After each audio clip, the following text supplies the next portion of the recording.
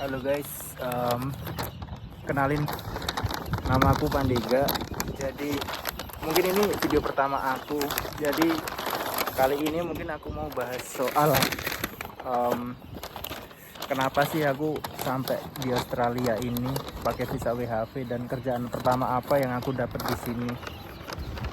Jadi sebelumnya aku udah pernah kerja di Indonesia ya. Aku kerja kayak BPO gitu, content moderator di Jogja. Tapi setelah itu aku memutuskan untuk cari kerja atau pindah di Australia pakai visa WHV. Kenapa? Karena emang ada dua hal. Kalau dari menurutku, dari personalku, emang aku pengen pergi ke Australia karena pengen cari suasana baru dan juga gimana sih kerja atau tinggal di lingkungan yang luar dari Indonesia gitu. Dan yang kedua, alasan yang paling utama kenapa aku akhirnya pindah atau cari kerja di Australia, karena dulu pas kuliah aku kan dulu ambil jurusan manajemen konsentrasi SDM. Aku masih inget dulu itu pernah ada dosen termasuk dosen favorit, namanya Pak Zainal Arifin ya. Dia di salah satu kelasnya dia pernah ngajar tuh, aku masih inget banget, dia bilang permasalahan di Indonesia soal khususnya SDM itu tuh karena ketimpangan yang sangat tinggi antara permintaan tenaga kerja dan penawaran tenaga kerja, dimana penawaran tenaga kerja, orang yang mau kerja tuh banyak banget, sedangkan yang butuh untuk mempekerjakan orang tuh sedikit. Jadi orang sebanyak ini nih rebutan buat lowongan yang kecil segini. Jadi itu bisa dibilang persaingan yang nggak sehat lah kadang-kadang, misalnya orang dalam ataupun nyogok seperti itu. Jadi kayak ya persaingan tenaga kerja di Indonesia menurutku kurang worth it untuk diperjuangkan ya, kecuali kalau emang kamu pinter banget. Nah mungkin karena aku ini nggak pinter-pinter banget ya, jadi gimana caranya puter otak biar ya gimana caranya dapat uang, walaupun aku nggak pinter, tapi gimana caranya aku bisa dapat uang lebih gitu loh.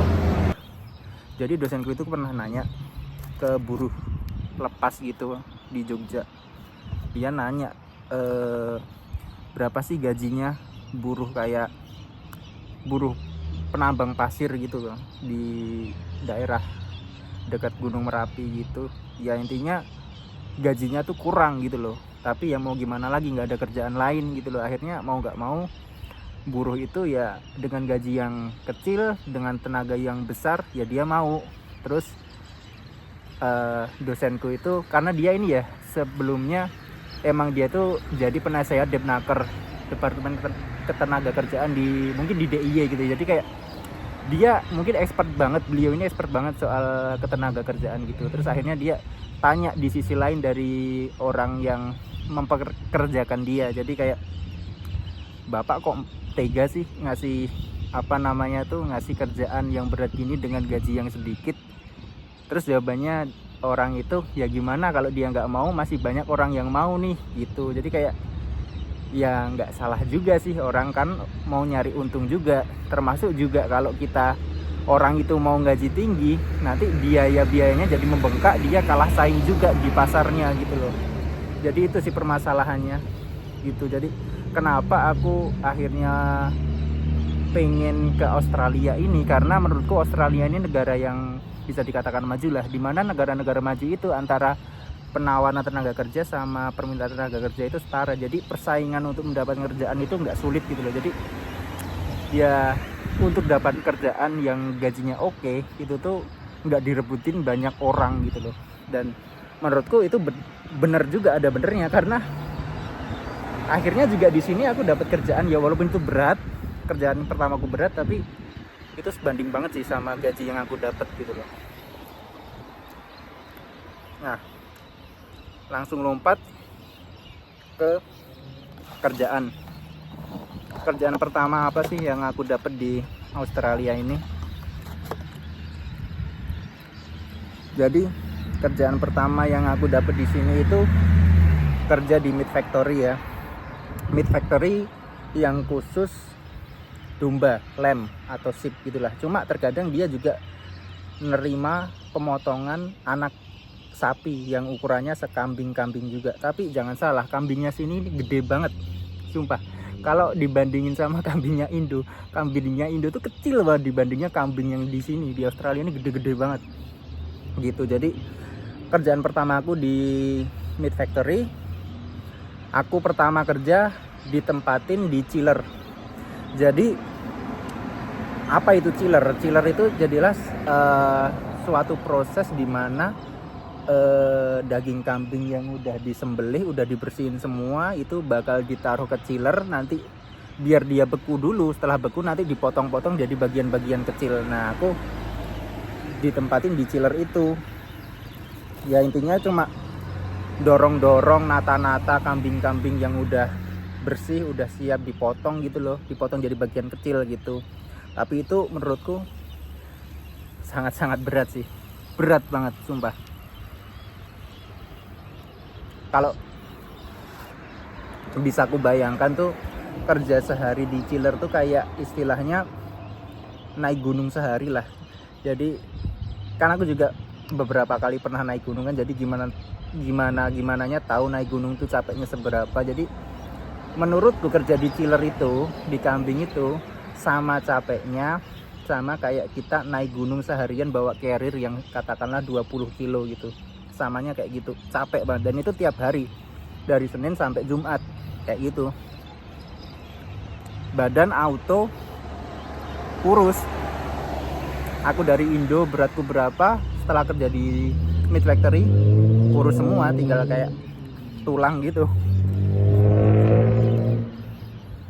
Nah setelah itu aku dipindahin tuh, karena mungkin badanku kecil juga ya, karena dibandingin dengan orang-orang chiller lainnya itu orang-orang Fiji itu tingginya 180, 190, kadang hampir ada yang 2 meter dan badannya gede-gede banget gitu loh. Jadi kayak ya mungkin aku ditempatin di tempat yang mungkin aku lebih enjoy, lebih oke, walaupun enjoynya itu tetap capek juga gitu loh. Cuma ya masih bisa ngikutin pace-nya lah, kecepatannya itu, karena setiap hari itu ditarget kita. Jadi di meat factory itu minimal 5.000 kambing yang dipotong, kadang 5.300, 5.200 kayak gitu. Jadi kayak pace-nya itu harus bisa ngikutin, kalau nggak gitu ya dimarahin sih gitu loh. Akhirnya setelah di chiller aku pindah ke kill floor. Jadi itu sebelum ke chiller, kambing sebelum ke chiller itu diprosesnya di kill floor. Jadi kill floor itu aku ngerjain pertama itu aku ngerjain banyak hal sih di sana, karena di rolling kan kerjaannya tuh ada banyak di rolling. Jadi setiap sesi aku kerjaan A, ntar sesi lainnya aku kerjaan B, sampai ada sekitar 5 kerjaan gitulah. Yang pertama aku biasanya ditempatin di kerjaan buat narik-narik lemak. Pokoknya kambing-kambing yang jeroannya udah dikeluarin itu ternyata di dalamnya perut itu masih banyak lemaknya dan harus ditarik lemaknya biar ya lemaknya nggak keikut untuk dijual gitu, karena kan yang dijual emang daging doang, nggak ada lemak gitu. Nah itu sesi pertama biasanya aku kerjain itu. Terus sesi kedua aku biasanya mindahin perut serta ususnya, dan menurutku itu kerjaan yang paling berat karena kambing-kambing di Australia ini kan gede-gede ya. Terkadang kalau yang gede banget itu bisa 10 kilo lebih perutnya sama ususnya gitu. Jadi sekitar tiap 2 detik itu harus mindahin gitu. Jadi itu capek banget sih gitu. Awal-awal itu kayak aduh nggak kuat nih, aku nggak kuat, tapi ternyata ya alhamdulillah bisa ngikutin pace-nya sih, bisa ngikutin dan aku tahu cara-caranya gimana. Oh ternyata ngangkatnya harus gini itu harus ada caranya biar kita nggak cepet capek gitu. Itu karena setiap sesi itu kan itu sekitar 2 jaman. Kalau pas mindahin si perutnya itu, isi perut, lambung sama ususnya itu, kalau aku hitung-hitung kan ada monitor juga yang ngitungin udah berapa kambing yang lewat gitu. Jadi setiap sesi itu ada sekitar 1.200 sampai 1.300 kambing gitu. Jadi kalau aku satu sesi dimindahin jeroan yang minimal 5 kilo dan bisa lebih dari 10 kilo, kalau yang gede itu 1.200 sampai 1.300 mindahin, minimal 5 kilo 5 kilo 5 kilo. Kadang kalau yang pas gede-gede, rombongan yang gede, bisa 10 kilo lebih mindahin gitu. Itu capek banget. Nah setelah itu sesi selanjutnya aku biasanya nyuci kambing. Jadi kambing yang udah digorok, kepalanya udah hilang, udah dikulitin, isi perutnya udah dikeluarin, kaki-kakinya itu udah dipotong, itu bakal dicuci bersih. Habis dicuci bersih baru dimasukin ke chiller itu. Nah biasanya aku yang nyuci itu sesi ketiga. Nyuci gitu nggak berat sih, tapi tangan pegel karena ya satu sesi 1.200 sampai 1.300 tangan megangin selang harus gini-gini terus, nyuci harus cepet karena di tempat cucian itu kambingnya berjalan gini dan kita berdiri sini harus bisa nyuci, ntar datang lagi nyuci lagi, itu cepet juga. Capek enggak, tangan pegel ya gitu. Terus yang selanjutnya sesi keempat itu aku motongin kaki itu juga sebenarnya nggak capek, cuma mungkin bikin jari sakit ya, karena motongin kaki kambing itu sebenarnya pakai alat gede kita tinggal mencet aja, cuma ya tiap 2 detik mencet terus sendinya lama-lama sakit sini ya, 1.200 gitu sampai 1.300 mencet. Nggak capek, cuma kadang-kadang sendinya sini tuh sakit gitu loh karena dia gerak-gerak terus gini kayak gitu. Untuk sesi terakhir, sesi kelima, biasanya pindah ke awal lagi, yaitu narik lemak gitu. Narik lemak itu juga berat karena kandang lemaknya itu ada yang banyak dan lemaknya itu lengket banget dari dagingnya, kadang ditarik-tarik gitu susah banget, jari-jari sakit semua, perih lah gitu. Jadi itu kerjaanku di meat factory utamanya kayak gitu. Terkadang juga dipindah-pindah, bisa jadi cleaner itu yang bersihin apalah, katakanlah lantai-lantai yang kotor, misalnya ada daging yang daging yang harus dibuang tapi dimasukin ke tempatnya, tapi nggak jatuh di tempat yang bener, cleanernya tuh yang bersihin dagingnya itu yang di lantai-lantai gitu. Terus juga pernah aku ditempatin di chiller box itu di proses paling terakhir setelah chiller dibekuin, habis dipotong kecil, habis itu dimasuk ke boning room, dipotong kecil-kecil. Setelah boning room dipotong kecil-kecil, bagian-bagian kecil dimasukin ke box. Nah boxnya itu nanti dimasukin ke truk. Nah boxnya itu disusun ke palet, jadi kayak apa ya, kayak tempat kotak dari kayu gitu, ditumpuk sampai sekitar 7 tumpuk itu. Satu box beratnya 20 kilo, jadi ya bayangin aja kita angkat 20 kilo satu box 20 kilo itu seharian. Pernah kayak gitu. Pernah juga. Yang paling ngeselin kalau udah box ke-7, tumpukan ke-7 itu, karena tumpukan ke-7 itu tingginya setinggi muka aku, dan 20 kilo kalau ngangkat sampai ke muka gitu kerasa juga tangan gitu loh. Apalagi seharian dari jam 5 pagi sampai 4 sore, walaupun ada istirahat 4 kali ya, tapi juga kerasa juga itu. Paginya setelah itu badan linu-linu semua. Untungnya cuma 1 hari itu aja karena kekurangan orang pas itu. Dan biasanya orang yang di box itu biasanya orang-orang yang gede-gede gitu. Dan aku cuma badan kecil gini, mau apa? Tapi ya udahlah, namanya juga kerja, disuruh sama SPV, masa nolak gitu loh. Takutnya ntar kayak dinilai jelek gitu loh. Seperti itu. Itu kerjaan utamaku di meat factory.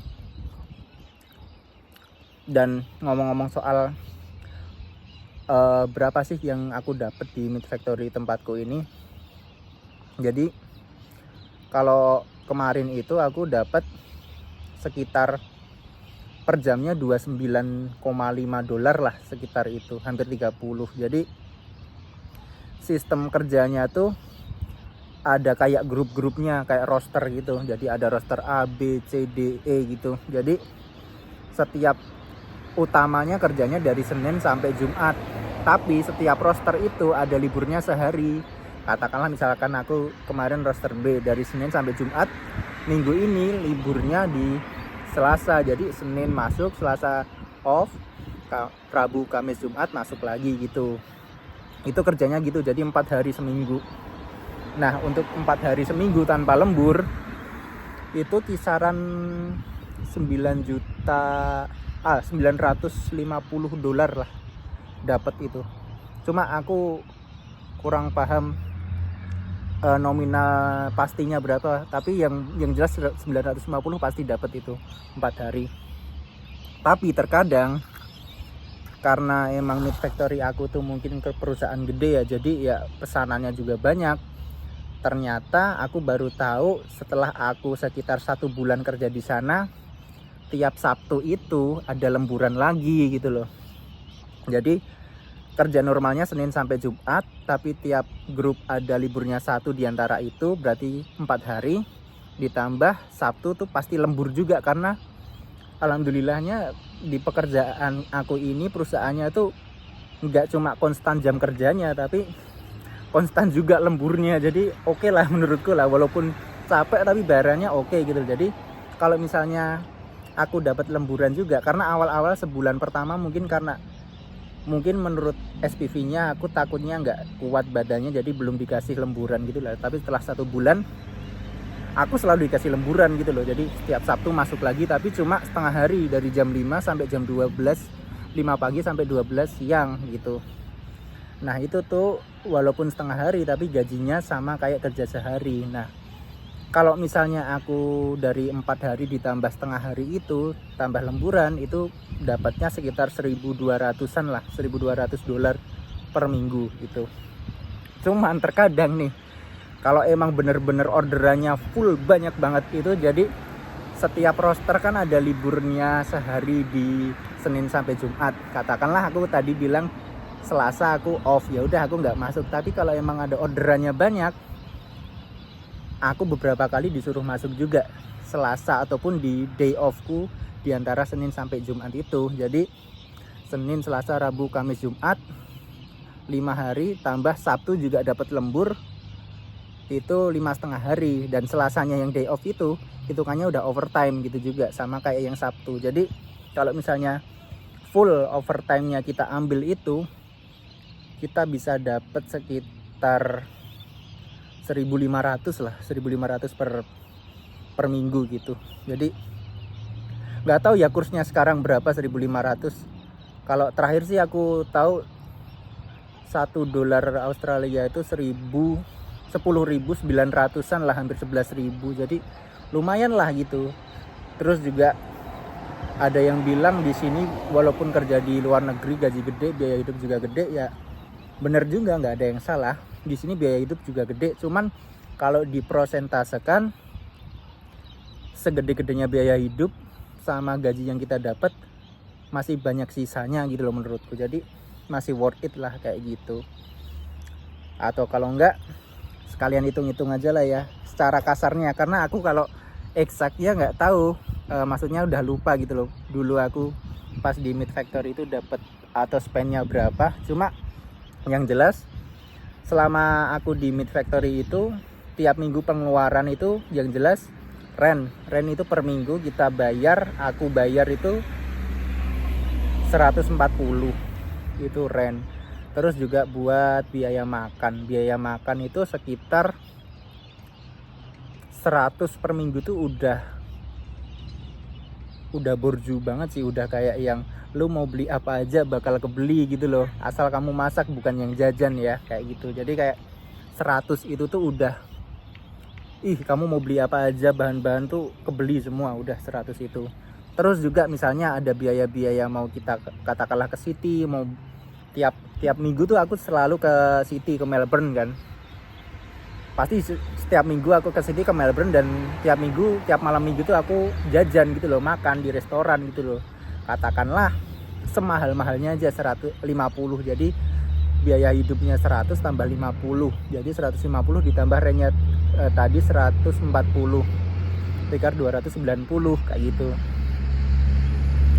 Itu 290 ntar dipotong biaya apalagi ya, misal katakanlah kayak telepon, tapi aku biaya telepon tuh aku belinya yang paketan sekalian setahun gitu loh, karena menurutku aku ribet aja kalau yang top up setiap bulan gitu. Kalau kemarin tuh aku ambil yang sekalian setahun, emang agak mahal sih hampir 2 juta gitu, tapi kan ya buat setahun. Dan itu tuh unlimited nelpon dan unlimited SMS selama setahun, walaupun kuota internetnya ada batasnya ya. Tapi menurutku nggak terlalu penting sih kuota internet, karena emang ya keseharianku kerja, jadi jarang internetan juga. Terus juga di tempat aku ngeren tinggal itu juga free wifi juga kan, jadi kayak ya pakai internet nggak terlalu butuh lah kayak gitu. Ya, mungkin berapa sih kalau pakai internet per bulan itu sekitar semahal-mahalnya 50 lah, 50 biasanya itu udah mahal itu. Katakanlah 290 tambah 50 sekitar 340 gitu. Terus ada biaya kayak rent mobil sama share petrol. Itu sekitar, kan kita berlima ya, jadi ya patungan sewa mobil sama share petrolnya itu tiap minggu kalau nggak salah aku lupa ya sekitar 30-an lah, katakanlah 40. Jadi 340, jadi 340 tambah 40 jadi 380 kayak gitu. Itu yang utama. Jadi per minggu aku ngeluarin 380 itu. Dari gajiku yang kalau nggak lembur aja dapat 950. Jadi masih sisanya banyak ya. Terus belum kalau aku dapat lemburan lagi, dan lemburannya itu konstan ternyata setelah aku sebulan kerja di sana. Jadi kayak masih worth it lah buat cari kerja di sini gitu loh. Jadi kayak gitulah kasarannya kerja di meat factory yang aku rasain kemarin. Karena sekarang udah pindah karena kontraknya udah habis dan aku mau ngejar second year di sini. Second year itu syarat buat bisa tinggal tahun selanjutnya kan kita harus kerja di, katakanlah bahasanya pelosok gitu loh. Harus ngejar di kerjaan daerah pelosok selama kurang lebih atau minimal 3 bulan lah buat syaratnya itu. Nah sekarang aku tinggal di pelosok ini. Jadi dulu aku di Victoria, itu tuh kerjaku di Cranbourne itu untuk ke kotanya ke Melbourne itu naik kereta cuma butuh 1,5 jam. Kalau sekarang ini di kota Emerald, untuk ke kota utamanya itu di Brisbane naik kereta 16 jam. Bayangin pelosoknya seperti apa di sini. Ini kota kecil banget kayak gitu. Mungkin cukup ini dulu yang bisa aku share. Untuk selanjutnya mungkin bakal 2 atau 3 bulan lagi aku bikin video selanjutnya atau kerjaanku kedua gimana. Jadi tungguin aja ya. Jadi ya selama 2-3 bulan aku ada di desa terpencil ini, jauh dari peradaban mungkin, tapi dia punya kehidupannya tersendiri kayak gitu. Nikmatin aja lah suasana gini. Jadi ya bye guys.